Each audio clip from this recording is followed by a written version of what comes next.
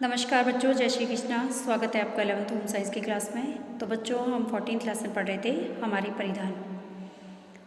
बच्चों, इस लेसन के अंदर हमने वस्त्रों के कार्य, वस्त्रों की आवश्यकता हमें क्यों होती है, वस्त्रों का चयन हमें किस प्रकार से करना चाहिए, इसके बारे में अध्ययन किया था।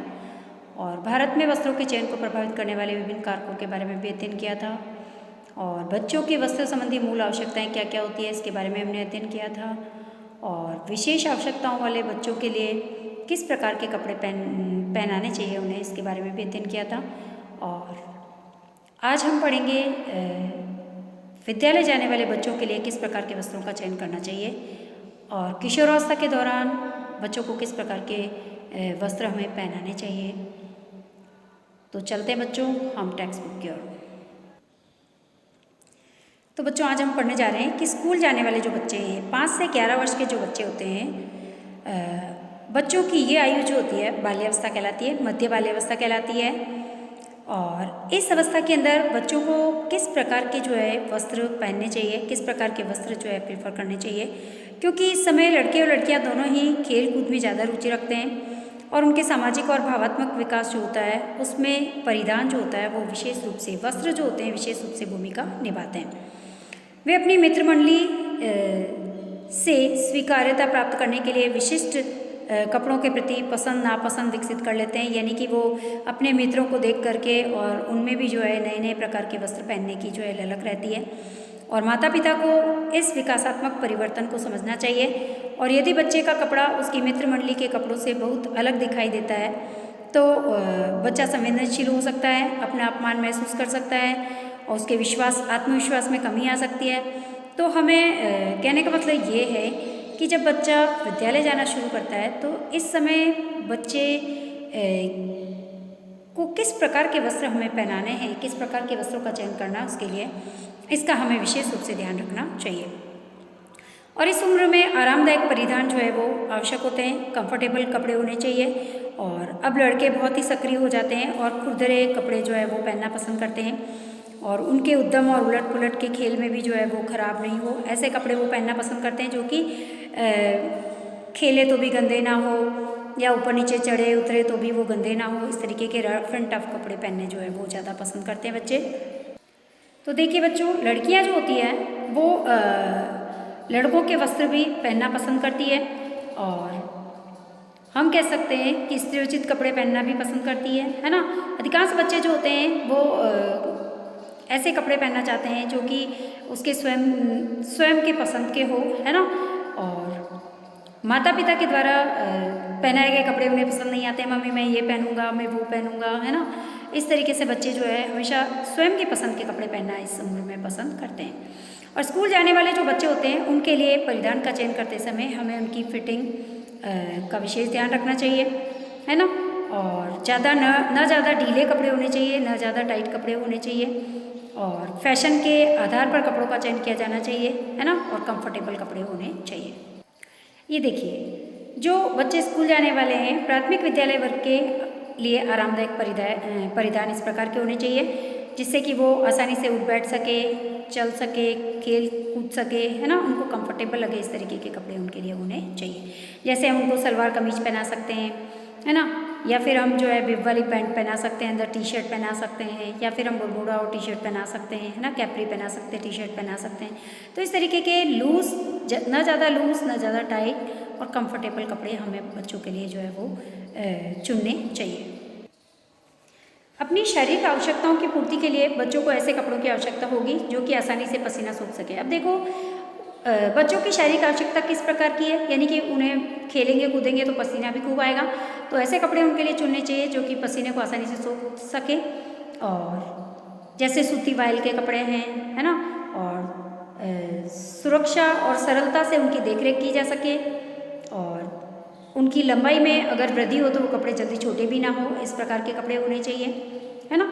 और विद्यालय जाने वाले बच्चों के लिए छोटे बच्चों की तरह ही यह महत्वपूर्ण है कि हमें हमेशा उनकी आयु, मौसम और उनके लिए उनके साइज़ और उनके लिए आरामदायक जो है वो कपड़ों का चयन करना चाहिए, ठीक है। अब चलते हैं बच्चों किशोरावस्था। किशोरावस्था जो होती है ये 11 वर्ष से लेकर 19 वर्ष तक की आयु किशोरावस्था की आयु कहलाती है। और इस अवस्था के दौरान वृद्धि बहुत तेज़ी से होती है। शरीर के भिन्न भिन्न अंग जो होते हैं अलग अलग अनुपातों में विकसित होते रहते हैं। प्रारंभिक किशोरावस्था में किसी एक अवधि में जो है कम परिधान खरीदने का सुझाव दिया जाता है, क्योंकि बच्चा जो होता है तेज़ी से बढ़ता है ना, और कपड़े छोटे हो जाते हैं। इसीलिए कपड़े हमेशा लूज़ थोड़े बड़े खरीदने चाहिए। किशोरों के लिए कपड़ों में जो चीज़ सबसे महत्वपूर्ण होती है वो है उसकी फिटिंग और फैशन।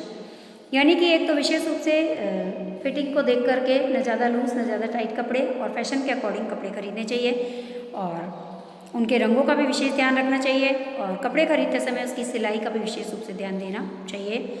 और ऐसे कपड़े खरीदने चाहिए जिनका रंग ना निकले जल्दी से, है ना। किशोर न केवल फैशनेबल कपड़े ही पहनते हैं और न ही फैशन का सृजन भी करते हैं, बल्कि वह नए फैशन का सृजन भी करते हैं, और वे फैशन और सनक का अंधाधुंध जो है अनुसरण करते हैं। बिल्कुल सही है। किशोरावस्था के दौरान बच्चों को जो है भेड़ चाल होते हैं बच्चे कि एक ने ये पहना है तो सभी जीन्स पहनेंगे, एक जीन्स पहनेगा सभी जीन्स पहनेंगे, एक सूट पहनेगा सभी सूट पहनेंगे, है ना।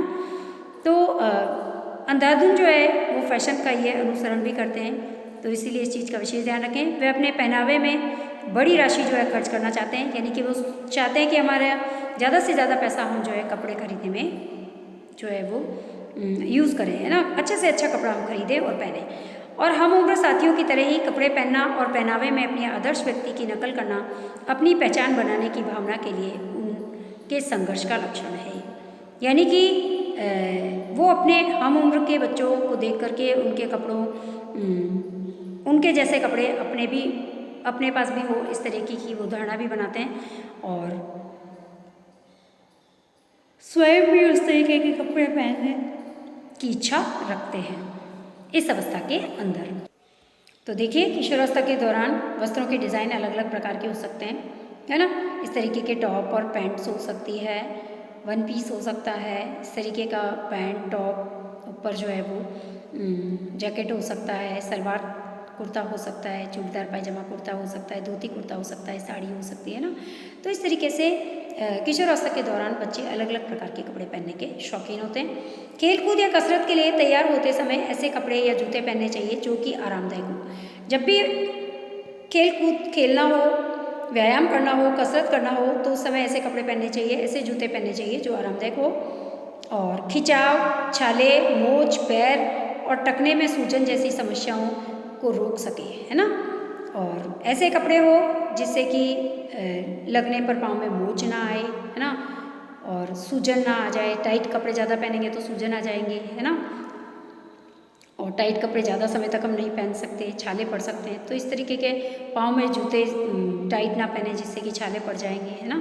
तो इस तरीके हम जूते और कपड़े इस तरीके के पहने जो कि आरामदायक हो, है ना। और कपड़ों को धोना भी आसान हो, उनकी स्वच्छता से त्वचा को परेशानी, फोड़े फुंसी आदि से बचा जा सके। ऐसे कपड़े नहीं होने चाहिए जिससे कि फोड़े फुंसी ज़्यादा हो जाए, है ना। और परिधान का डिज़ाइन जो है और कपड़ा पसीना सूखने में सक्षम होना चाहिए और गति में बाधक ना बने। यानी कि कपड़े का डिज़ाइन ऐसा होना चाहिए कि वो पसीना सूखे आसानी से और कार्य करने में किसी प्रकार की कोई बाधा उत्पन्न ना करे। तो किशोरावस्था के दौरान हमें इस तरीके के कपड़ों का चयन करना चाहिए जो कि आप देख रहे हैं, है ना। अब आते हैं विशेष आवश्यकताओं वाले बच्चों के लिए कपड़े। अब हम सहमत हैं कि सुरक्षा के अलावा परिधान बच्चों में स्वायत्तता और सक्षमता की भावना का भी विकास करने का अवसर प्रदान करता है। यानी कि कपड़े जो होते हैं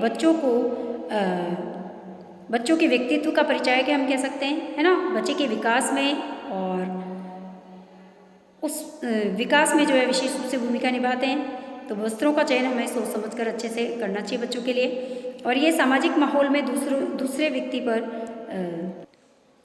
वस्त्रों का प्रभाव जो है वो अन्य व्यक्तियों पर भी पड़ता है, तो इसीलिए हमें वस्त्रों का चयन ठीक ढंग से करना चाहिए। कभी कभी अक्षम बच्चों की शारीरिक गतिविधि सीमित होती है, यानी कि जो अक्षम बच्चे होते हैं वो शारीरिक रूप से गतिविधि नहीं कर पाते, परंतु उनके पास सीखने और वृद्धि के लिए काफ़ी क्षमताएँ होती हैं, लेकिन अन्य क्षमताएँ उनके पास बहुत अधिक मात्रा में होती है। तो विशेष आवश्यकताओं वाले जो बच्चे होते हैं उनके लिए कपड़े पहनने और उतारने का कार्य बहुत ही महत्वपूर्ण होता है। बिल्कुल सही है। विशेष आवश्यकताओं वाले जो बच्चे हैं उनके लिए विशेष प्रकार के वस्त्र होने चाहिए जो उनको उतारने में पहनाने में ईजी हो। और अक्षमता के स्वरूप के आधार पर कुछ बच्चे स्वतंत्र रूप से स्वयं कपड़े पहनने में समर्थ हो जाते हैं। कुछ बच्चे तो अपने कपड़े स्वयं पहन लेते हैं और उन्हें ये उन्हें भावनात्मक संतुष्टि भी देता है। जब वह अपना कपड़े स्वयं पहन पाते हैं तो उनमें भावनात्मक रूप से संतुष्टि होती है और सम्मान की भावना भी उनमें आती है। परंतु बच्चा यदि बहुत ही गंभीर रूप से अक्षम है, असंयमी है, तो देखभाल करने वाले उसकी सहायता करते हैं। तब इस प्रक्रिया में बहुत समय लग जाता है और थकान भी महसूस होती है। इसीलिए जो विशेष आवश्यकताओं वाले बच्चे हैं उनके लिए इस प्रकार के कपड़े होने चाहिए ताकि उनको आसानी से पहना जा सके, आसानी से उतारा जा सके। बच्चों के लिए परिधान का चयन अक्षमता के प्रकार और उनसे संबंधित कठिनाइयों के अनुसार किया जाना चाहिए, यानी कि उनकी क्षमताओं को देखकर और उनके मार्ग में आने वाली समस्याओं को ध्यान में रखते हुए हमें बच्चों के लिए विशेष आवश्यकताओं वाले जो बच्चे हैं उनके लिए परिधान का चयन करना चाहिए जो कि आरामदायक हो। और गर्मी के लिए हमें उनके लिए सूती कपड़े अधिकांश लोगों की पसंद होती है और मखमली, कॉर्डुरॉय और सूती ऊनी मिश्रण जो होते हैं ये सर्दी के लिए होते हैं। सर्दी के अंदर हम सूती और ऊनी जो मिश्रित कपड़े होते हैं जैसे एक्रेलिक है, रेयॉन है, इनका उपयोग कर सकते हैं। और परिधान जो भी कपड़े हम खरीदें वो मजबूत होने चाहिए। ये बच्चे के चिकित्सा संबंधी उपकरण और व्हील चेयर उपयोग करने पर फटे नहीं, ऐसे होने चाहिए। और कैलिपर्स और ब्रेसेस के लिए परिधान में विशिष्ट क्षेत्र की दोहरी सिलाई भी होनी चाहिए। जब हम कपड़े खरीदें तो ध्यान दें कि वस्त्रों के अंदर दोहरी सिलाई हो ताकि वस्त्र जल्दी ना टूटे, है ना, फटे नहीं जल्दी से और उनकी सिलाई खुले नहीं। खुला भाग आसानी से खुले लायक होना चाहिए, बांधने में सरल होना चाहिए, है ना। और वेलक्रोस और किचन के साथ जिपर्स लगे होने चाहिए। और हम ये भी जानते हैं कि परिधान धोने में आसान होना चाहिए, कपड़े को पहनना आसान होना चाहिए, उतारना आसान होना चाहिए, उसका गला बड़ा होना चाहिए ताकि आसानी से बच्चे को पहनाया जा सके विशेष आवश्यकताओं वाले बच्चों को। और कमर की बेल्ट जो होती है इलास्टिक वाली होनी चाहिए। कमर की जो बेल्ट है कैसी होनी चाहिए? इलास्टिक वाली होनी चाहिए, खुली होनी चाहिए, खुली जेबें होनी चाहिए, सामने की तरफ होनी चाहिए ताकि बच्चा आसानी से उसको पहन सके, खोल सके। कपड़ों में सौंदर्य बोध देखना बहुत ही महत्वपूर्ण है। कपड़े आरामदायक तो होने ही चाहिए और लेकिन कपड़े सुंदर भी होने चाहिए। उन्हें किसी भी बच्चे के लिए जो है अकॉर्डिंग टू एज ग्रुप, है ना, बच्चों को जो है सुंदर सुंदर तरीके से बनाया जा सकता है ताकि बच्चे उसकी ओर देखकर आकर्षित हो और उससे आसानी से पहन सकें और अच्छी तरह से उसकी सिलाई की गई हो, है ना, और पहनने में सरल हो, उसका रंग सुंदर हो, उसका प्रिंट लुभावना हो ताकि पहनने वाला अच्छा अनुभव करे, सुंदर भी लगे, उस पर उत्कृष्ट परिधान हो, है ना, जो पहनने वाले और देखभाल करने वाले की व्यक्तिगत आवश्यकताओं की पूर्ति करने के लिए बनाया गया हो। हमको इस प्रकार के वस्त्रों का चयन करना चाहिए विशेष आवश्यकताओं वाले बच्चों के लिए। अब समग्र रूप से यह अध्याय हमें ये जानकारी देता है कि बच्चे क्या पहनते हैं। इस लेसन के अंदर हमने यही पढ़ा कि विभिन्न अवस्थाओं के अंदर बच्चों के लिए किस प्रकार के वस्त्रों का चयन हमें करना चाहिए, है ना, और वस्त्रों का चयन करते समय हमें किन किन बातों का ध्यान रखना चाहिए, है ना। बच्चे क्या पहनते हैं, उनके परिधान की उनके व्यक्तित्व के विकास में क्या महत्वपूर्ण भूमिका है, बच्चों को वस्त्रों की आवश्यकता क्यों होती है, वस्त्रों का बच्चों के जीवन में क्या महत्व है, इसके बारे में हमने पढ़ा। और कपड़े न केवल देखने में ही अच्छे और पहनने में आरामदायक होने चाहिए बल्कि ये पारिस्थितिक और सामाजिक सांस्कृतिक रूप से भी उपयुक्त होने चाहिए। और धन्यवाद बच्चों, जय श्री कृष्ण।